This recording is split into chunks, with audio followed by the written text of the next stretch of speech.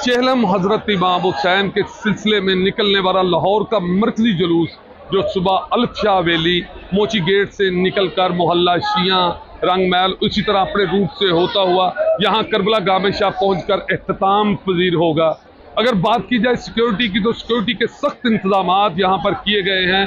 Police ने, चूँकि आज का दिन ऐसा दिन है कि साथ ही साथ हज़रत दाता गंज बख्श रहमतुल्लाह अलैह के मेले का तीसरा और आखिरी रोज़ भी है और इस हवाले से बड़ा रश यहाँ पर मौजूद है। और इसी तरह पुलिस का तकरीबन 19,000 के करीब पुलिस के जो एहलकार हैं वो अपने अफसरान के साथ यहाँ पर ड्यूटी सरअंजाम दे रहे हैं। तमाम रास्तों को, जुलूस की तरफ आने वाले तमाम रास्तों को खारदार तारे कंटेनर लगाकर बंद किया गया है और इसके अलावा वॉक थ्रू गेट रखे गए हैं जहाँ से सिर्फ लोगों को गुजारा जा रहा है। और चाके अब तो थोड़ी ही देर पहले मालूम हुआ है कि जुलूस जो है वो भाटी चौक के करीब पहुंच गया है और यहाँ करबला गामे शाह पहुंचकर इख्तिताम पजीर होगा।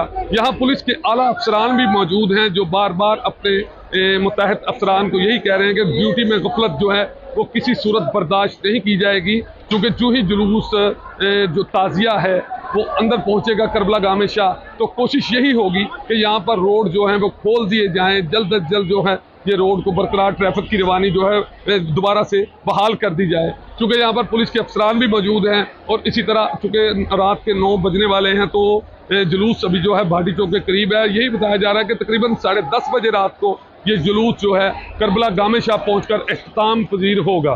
जी।